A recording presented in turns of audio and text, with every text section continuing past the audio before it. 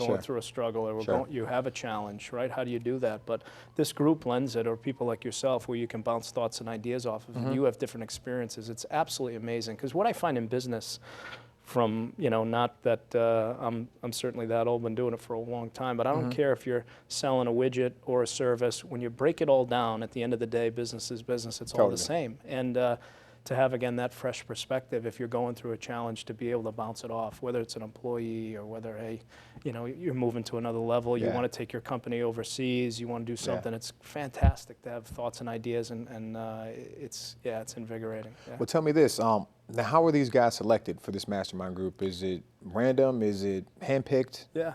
It is. It's handpicked. There's, you know, there's an annual fee. There's an application process. Most of it started kind of organically, just kind of friends. A couple of guy that I went to high school with, he was on my hoop team, which is kind of cool. Another guy I went to college with. So, and then it kind of sprung from there. But really looking for big thinkers and leaders, guys that are moving in their industry. Which is great. We have a wide variety of you know, industry leaders, so yeah, it's very positive. Nice. Now, what's the vision in terms of growth? Like, how large do you want to make this group? That's, you know, that's kind of funny you say that, because, you know, there are a couple of guys that want to keep it small and intimate. Okay. I'm kind of the big thinker guy, you know, so I'd like to take it to probably 2025. I think there's kind of a magic number there. I just read a book. David and Goliath, an absolutely unbelievable book. Unbelievable book. And it talked about, one chapter was how America at one point adopted this philosophy of reducing class sizes. They thought that was a positive thing.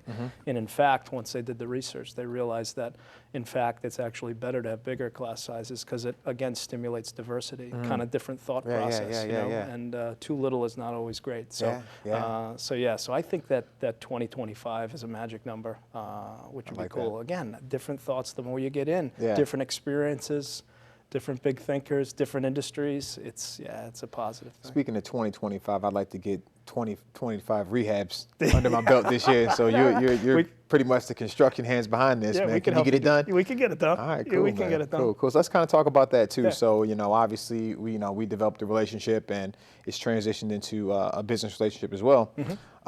Let's kind of talk about that. So, you know, we've got. I know that how many properties have we gone to together?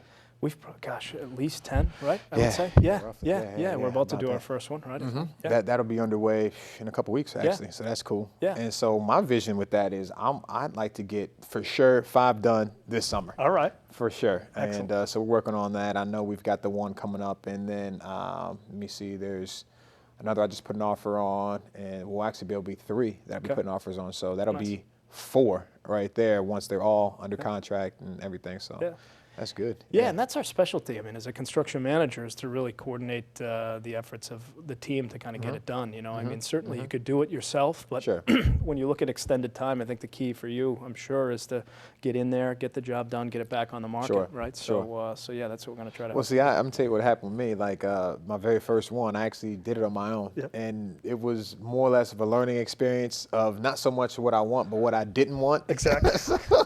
So I experienced all those things first, and I think that's essential. If you, in terms of figuring out your direction and where you're going, you have to know what you don't want to experience, you know, and you can gradually come to grips with what it is you want to experience, but knowing what you don't want is essential. And so I know that I don't want to be in the trenches and basically dealing with people's emotions and things of that nature. I'd like to, you know, pass it on to you so you can do it. I've got big shoulders. We'll be able to handle it. No problem. Do it. No problem. I like to just be, you know, just the creative brains behind it. And and I'll tell you got a flair for the inside too, and I love that you're, you know, picking all the colors and taking care of all that stuff. You kind of know what you want, which is fantastic. Definitely. And it's creating really a market for creating a product that people will enjoy. And, totally. I'll tell you the one you just put on the market. Beautiful. Thank you. Yeah, it came out. It looks great. Yeah. Well, see, the way I look at it too, I look at renovating homes as a means of you know, being creative. And initially, as a kid, it started out being drawing pictures. I was heavy into art. Really? Yeah. And then that transitioned into my 20s being into tattoos. My whole body's covered, of course. You know that. Yeah. And now, going into my 30s, it's about housing. You know, creating something special, basically from my own ideas. And so that's how my creativity's transitioned over the years. And so. this is my next chapter, and I'm excited about this, man. Yeah. And how great is it that you can take and the stuff that you do is in nice neighborhoods, and you know, like the one where you've got the blue tarp on the roof, but I mean you're elevating the neighborhood. In my opinion, right? So you're taking it, you're putting it back on the marketplace. We're improving it again, oftentimes nicer than the area. Definitely, it's a good thing. It's like a form of community service. Exactly. You know what I mean? So if you can look at it in a way where not only am I, putting a family in a home, but I'm also raising the value in that neighborhood as well as supporting myself. Exactly. So it's like just a triple win. So it's something that I'm super excited about. Oh no, it's good stuff. Definitely.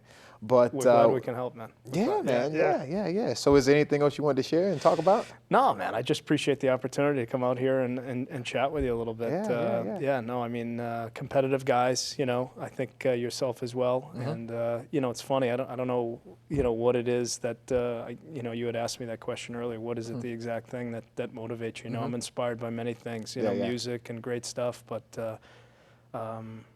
Spending time with a guy like yourself and going out there and making things happen is what I enjoy to do most. Definitely, man. Yeah. It's about that fire, man. It's just about that fire within.